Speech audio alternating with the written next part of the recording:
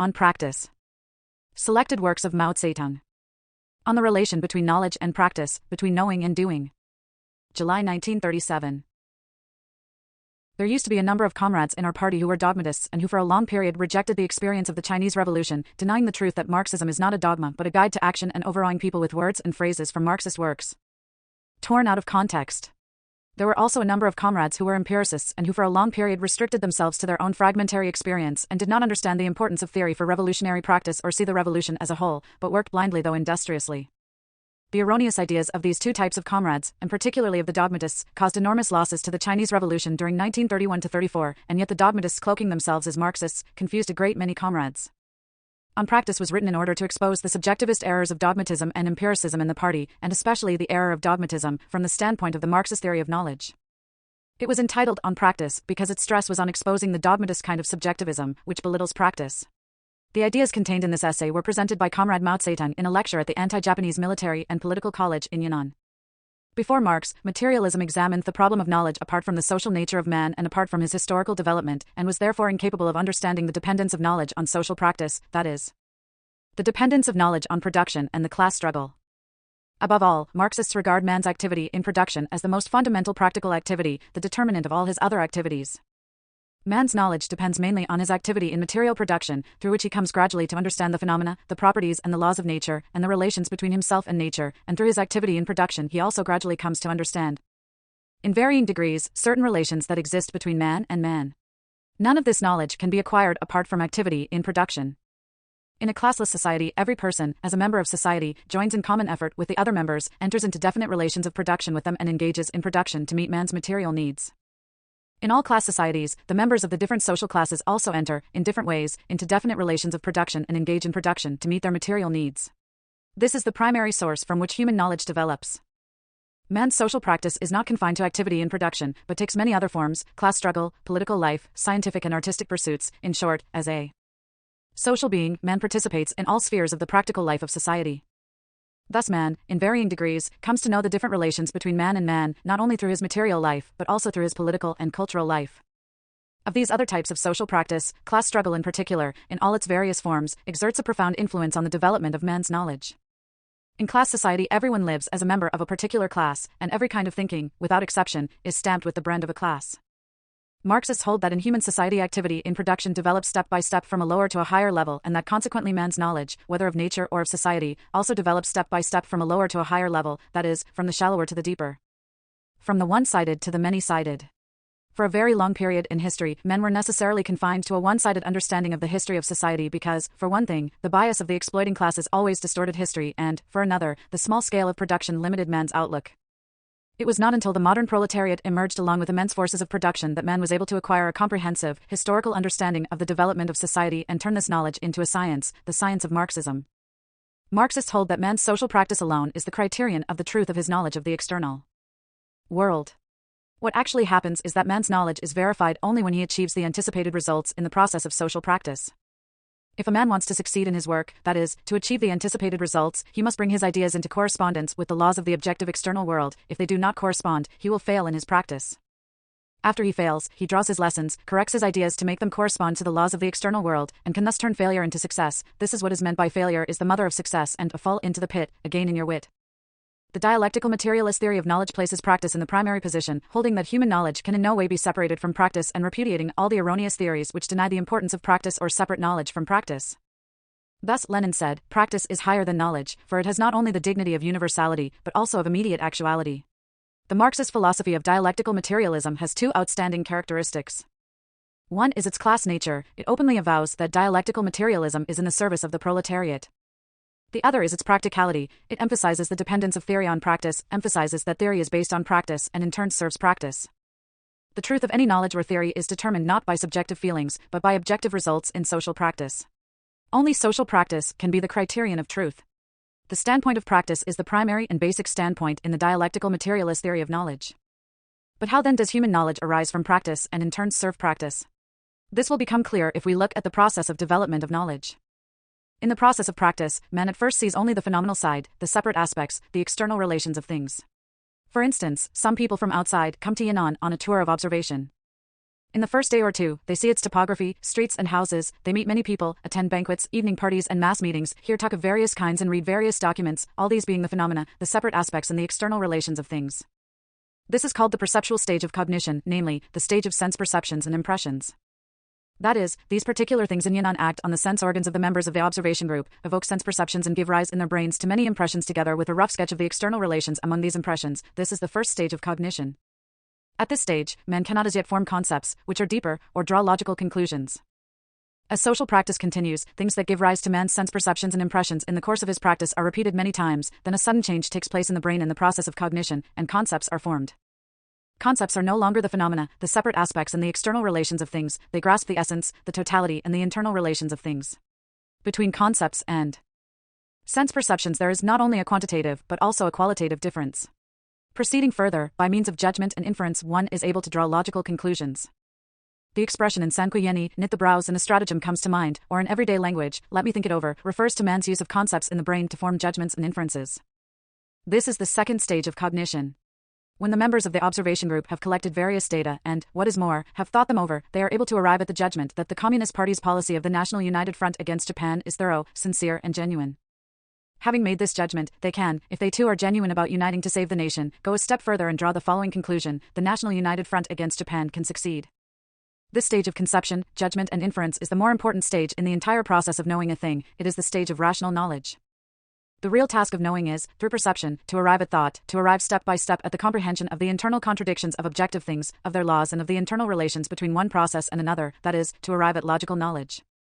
To repeat, logical knowledge differs from perceptual knowledge in that perceptual knowledge pertains to the separate aspects, the phenomena and the external relations of things, whereas logical knowledge takes a big stride forward to reach the totality, the essence and the internal relations of things, and discloses the inner contradictions in the surrounding world. Therefore, logical knowledge is capable of grasping this dialectical materialist theory of the process of development of knowledge, basing itself on practice and proceeding from the shallower to the deeper, was never worked out by anybody before the rise of Marxism. Marxist materialism solved this problem correctly for the first time, pointing out both materialistically and dialectically the deepening movement of cognition, the movement by which man in society progresses from perceptual knowledge to logical knowledge in his complex, constantly recurring practice of production and class struggle. Lenin said, the abstraction of matter, of a law of nature, the abstraction of value, etc. In short, all scientific abstractions reflect nature more deeply, truly, and completely.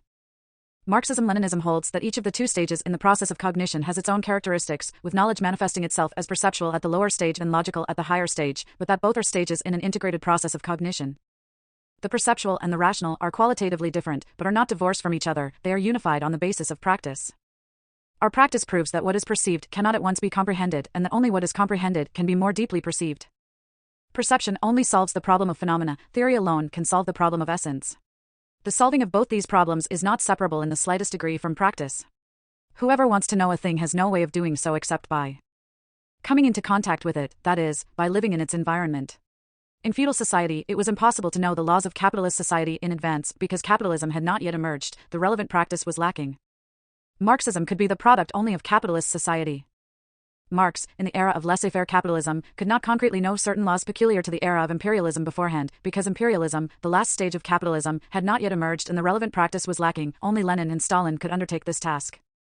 Leaving aside their genius, the reason why Marx, Engels, Lenin and Stalin could work out their theories was mainly that they personally took part in the practice of the class struggle and the scientific experimentation of their time. Lacking this condition, no genius could have succeeded. The saying, without stepping outside his gate the scholar knows all the wide world's affairs, was mere empty talk in past times when technology was undeveloped. Even though this saying can be valid in the present age of developed technology, the people with real personal knowledge are those engaged in practice the wide world over. And it is only when these people have come to know through their practice and when their knowledge has reached him through writing and technical media that the scholar can indirectly know all the wide world's affairs. If you want to know a certain thing or a certain class of things directly, you must personally participate in the practical struggle to change reality, to change that thing or class of things, for only thus can you come into contact with them as phenomena. Only through personal participation in the practical struggle to change reality can you uncover the essence of that thing or class of things and comprehend them. This is the path to knowledge, which every man actually travels, though some people, deliberately distorting matters, argue to the contrary. The most ridiculous person in the world is the know-all who picks up a smattering of hearsay knowledge and proclaims himself the world's #1 authority. This merely shows that he has not taken a proper measure of himself. Knowledge is a matter of science, and no dishonesty or conceit whatsoever is permissible. What is required is definitely the reverse, honesty and modesty. If you want knowledge, you must take part in the practice of changing reality. If you want to know the taste of a pear, you must change the pear by eating it yourself. If you want to know the structure and properties of the atom, you must make physical and chemical experiments to change the state of the atom. If you want to know the theory and methods of revolution, you must take part in revolution. All genuine knowledge originates in direct experience. But one cannot have direct experience of everything. As a matter of fact, most of our knowledge comes from indirect experience, for example, all knowledge from past times and foreign lands. To our ancestors and to foreigners, such knowledge was or is a matter of direct experience, and this knowledge is reliable if in the course of their direct experience the requirement of scientific abstraction, spoken of by Lenin, was, or is, fulfilled and objective reality scientifically reflected, otherwise it is not reliable. Hence, a man's knowledge consists only of two parts, that which comes from direct experience and that which comes from indirect experience. Moreover, what is indirect experience for me is direct experience for other people. Consequently, considered as a whole, knowledge of any kind is inseparable from direct experience. All knowledge originates in perception of the objective external world through man's physical sense organs. Anyone who denies such perception, denies direct experience, or denies personal participation in the practice that changes reality, is not a materialist. That is why the know-all is ridiculous. There is an old Chinese saying, "How can you catch tiger cubs without entering the tiger's lair?" This saying holds true for man's practice, and it also holds true for the theory of knowledge. There can be no knowledge apart from practice. To make clear the dialectical materialist movement of cognition arising on the basis of the practice which changes reality, to make clear the gradually deepening movement of cognition, a few additional concrete examples are given below. In its knowledge of capitalist society, the proletariat was only in the perceptual stage of cognition in the first period of its practice, the period of machine smashing and spontaneous struggle. It knew only some of the aspects and the external relations of the phenomena of capitalism. The proletariat was then still a class in itself. But when it reached the second period of its practice, the period of conscious and organized economic and political struggles, the proletariat was able to comprehend the essence of capitalist society, the relations of exploitation between social classes, and its own historical task. And it was able to do so because of its own practice and because of its experience of prolonged struggle, which Marx and Engels scientifically summed up in all its variety to create the theory of Marxism for the education of the proletariat. It was then that the proletariat became a class for itself. Similarly with the Chinese people's knowledge of imperialism. The first stage was one of superficial, perceptual knowledge, as shown in the indiscriminate anti-foreign struggles of the movement of the Taiping Heavenly Kingdom, the Yihotuan movement, and so on. It was only in the second stage that the Chinese people reached the stage of rational knowledge, saw the internal and external contradictions of imperialism, and saw the essential truth that imperialism had allied itself with China's comprador and feudal classes to oppress and exploit the great masses of the Chinese people. This knowledge began about the time of the May 4th movement of 1919. Next, let us consider war. If those who lead a war lack experience of war, then at the initial stage they will not understand the profound laws pertaining to the directing of a specific war. At the initial stage, they will merely experience a good deal of fighting and, what is more, suffer many defeats. But this experience enables them to comprehend the inner thread of the whole war, namely, the laws of that specific war, to understand its strategy and tactics, and consequently to direct the war with confidence. If, at such a moment, the command is turned over to an "I am not sure I can handle it," we often hear this remark when a comrade hesitates to accept an assignment. Why is he unsure of himself? Because he has no systematic understanding of the content and circumstances of the assignment, or because he has had little or no contact with such work, and so the laws governing it are beyond him. After a detailed analysis of the nature and circumstances of the assignment, he will feel more sure of himself and do it willingly. If he spends some time at the job and gains experience, and if he is a person who is willing to look into matters with an open mind and not one who approaches problems subjectively, one-sidedly and superficially, then he can draw conclusions for himself as to how to go about the job and do it with much more courage. Only those who are subjective, one-sided and superficial in their approach to problems will smugly issue orders or directives the moment they arrive on the scene, without considering the circumstances, without viewing things in their totality, and without getting to the essence of things. Such people are bound to trip and fall. Thus it can be seen that the first step in the process of cognition is contact with the objects of the external world. This belongs to the stage of perception. The second step is to synthesize the data of perception by arranging and reconstructing them. This belongs to the stage of conception, judgment and inference. It is only when the data of perception are very rich and correspond to reality that they can be the basis for forming correct concepts and theories. Here, two important points must be emphasized. The first, which has been stated before but should be repeated here, is the dependence of rational knowledge upon perceptual knowledge. Anyone who thinks that rational knowledge need not be derived from perceptual knowledge is an idealist. In the history of philosophy there is the rationalist school that admits the reality only of reason and not of experience, believing that reason alone is reliable while perceptual experience is not. This school errs by turning things upside down. The rational is reliable precisely because it has its source in sense perceptions, otherwise it would be like water without a source, a tree without roots, subjective, self-engendered and unreliable. As to the sequence in the process of cognition, perceptual experience comes first. We stress the significance of social practice in the process of cognition precisely because social practice alone can give rise to human knowledge and it alone can start man on the acquisition of perceptual experience from the objective world. For a person who shuts his eyes, stops his ears, and totally cuts himself off from the objective world, there can be no such thing as knowledge. Knowledge begins with experience. This is the materialism of the theory of knowledge. The second point is that knowledge needs to be deepened, that the perceptual stage of knowledge needs to be developed to the rational stage. This is the dialectics of the theory of knowledge. To think that knowledge can stop at the lower, perceptual stage and that perceptual knowledge alone is reliable while rational knowledge is not, would be to repeat the historical error of empiricism. This theory errs in failing to understand that, although the data of perception reflect certain realities in the objective world, they are merely one-sided and superficial. Reflecting things incompletely and not reflecting their essence. Fully to reflect a thing in its totality, to reflect its essence, to reflect its inherent laws, it is necessary through the exercise of thought to reconstruct the rich data of sense perception, discarding the dross and selecting the essential, eliminating the false and retaining the true. Proceeding from the one to the other and from the outside to the inside, in order to form a system of concepts and theories, it is necessary to make a leap from perceptual to rational knowledge. Such reconstructed knowledge is not more empty or more unreliable. On the contrary, whatever has been scientifically reconstructed in the process of cognition, on the basis of practice, reflects objective reality, as Lenin said, more deeply, more truly, more fully. As against this, vulgar practical men respect experience but despise theory, and therefore cannot have a comprehensive view of an entire objective process, lack clear direction and long-range perspective, and are complacent over occasional successes. Rational knowledge depends upon perceptual knowledge, and perceptual knowledge remains to be developed into rational knowledge. This is the dialectical materialist theory of knowledge. In philosophy, neither rationalism nor empiricism understands the historical or the dialectical nature of knowledge, and although each of these schools contains one aspect of the truth, both are wrong on the theory of knowledge as a whole. The dialectical materialist movement of knowledge from the perceptual to the rational holds true for a minor process of cognition as well as for a major process of cognition. But the movement of knowledge does not end here. If the dialectical materialist movement of knowledge were to stop at rational knowledge, only half the problem would be dealt with. And as far as Marxist philosophy is concerned, only the less important half at that.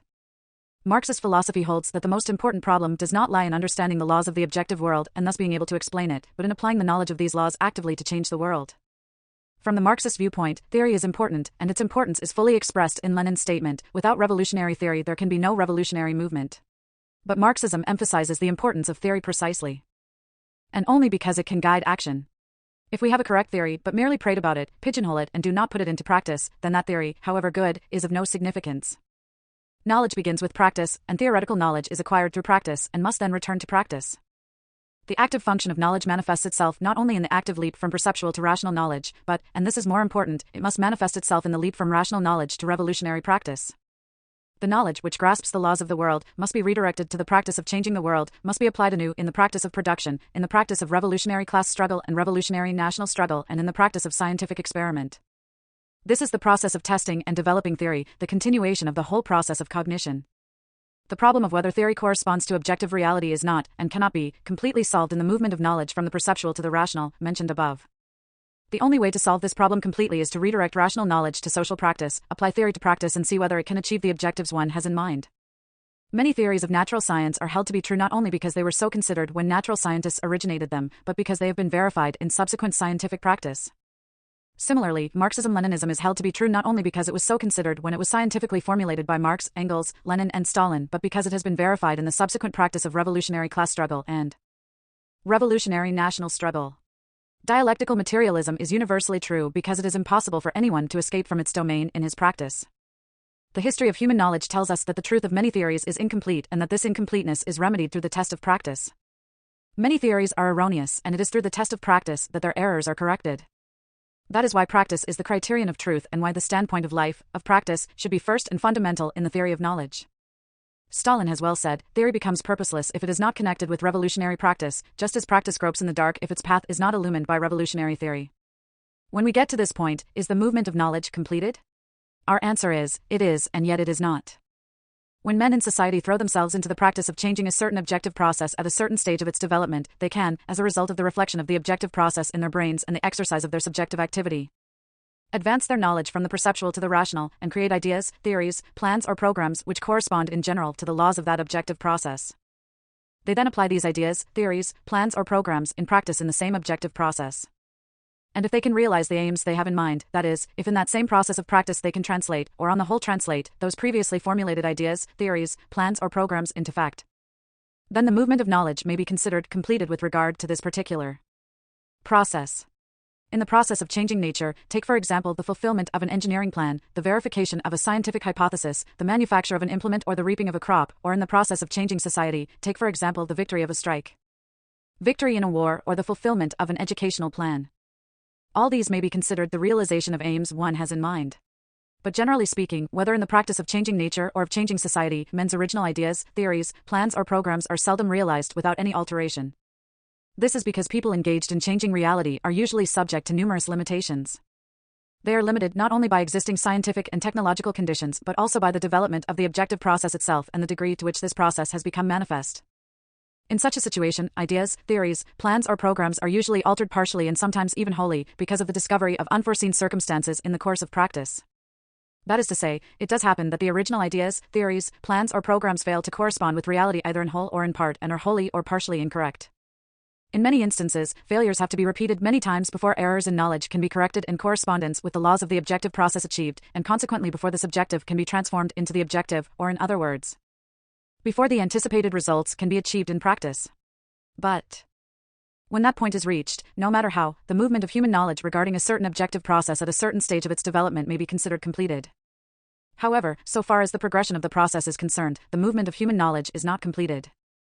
Every process, whether in the realm of nature or of society, progresses and develops by reason of its internal contradiction and struggle, and the movement of human knowledge should also progress and develop along with it. As far as social movements are concerned, true revolutionary leaders must not only be good at correcting their ideas, theories, plans or programs when errors are discovered, as has been indicated above, but when a certain objective process has already progressed and changed from one stage of development to another, they must also be good at making themselves and all their fellow revolutionaries progress and change in their subjective knowledge along with it, that is to say, they must ensure that the proposed new revolutionary tasks and new working programs correspond to the new changes in the situation. In a revolutionary period, the situation changes very rapidly. If the knowledge of revolutionaries does not change rapidly in accordance with the changed situation, they will be unable to lead the revolution to victory. It often happens, however, that thinking lags behind reality. This is because man's cognition is limited by numerous social conditions. We are opposed to diehards in the revolutionary ranks whose thinking fails to advance with changing objective circumstances and has manifested itself historically as right opportunism. These people fail to see that the struggle of opposites has already pushed the objective process forward while their knowledge has stopped at the old stage. This is characteristic of the thinking of all diehards. Their thinking is divorced from social practice, and they cannot march ahead to guide the chariot of society. They simply trail behind, grumbling that it goes too fast and trying to drag it back or turn it in the opposite direction. We are also opposed to left phrasemongering. The thinking of leftists outstrips a given stage of development of the objective process. Some regard their fantasies as truth, while others strain to realize in the present an ideal which can only be realized in the future. They alienate themselves from the current practice of the majority of the people and from the realities of the day, and show themselves adventurous in their actions. Idealism and mechanical materialism, opportunism and adventurism are all characterized by the breach between the subjective and the objective, by the separation of knowledge from practice. The Marxist-Leninist theory of knowledge, characterized as it is by scientific social practice, cannot but resolutely oppose these wrong ideologies. Marxists recognize that in the absolute and general process of development of the universe, the development of each particular process is relative, and that hence, in the endless flow of absolute truth, man's knowledge of a particular process at any given stage of development is only relative truth. The sum total of innumerable relative truths constitutes absolute truth. The development of an objective process is full of contradictions and struggles, and so is the development of the movement of human knowledge. All the dialectical movements of the objective world can sooner or later be reflected in human knowledge. In social practice, the process of coming into being, developing and passing away is infinite, and so is the process of coming into being, developing and passing away in human knowledge. As man's practice, which changes objective reality in accordance with given ideas, theories, plans or programs, advances further and further, his knowledge of objective reality likewise becomes deeper and deeper. The movement of change in the world of objective reality is never-ending, and so is man's cognition of truth through practice. Marxism-Leninism has in no way exhausted truth, but ceaselessly opens up roads to the knowledge of truth in the course of practice.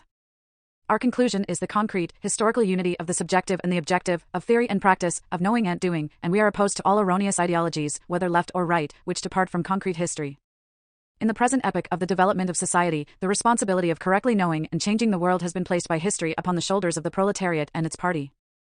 This process, the practice of changing the world, which is determined in accordance with scientific knowledge, has already reached a historic moment in the world and in China, a great moment unprecedented in human history, that is, the moment for completely banishing darkness from the world and from China and for changing the world into a world of light such as never previously existed.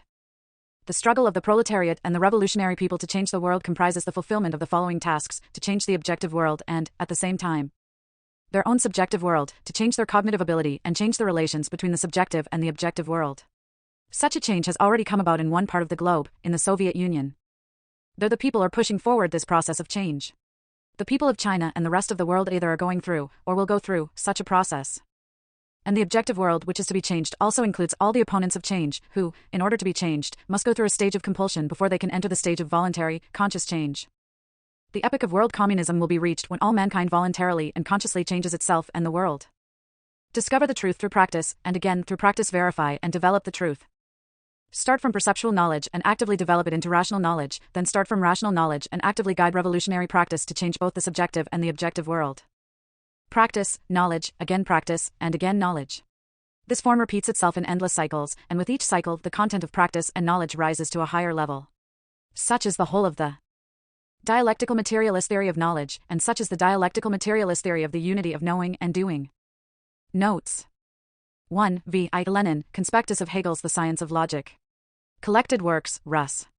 Edition, Moscow, 1958, Volume 38, page 205.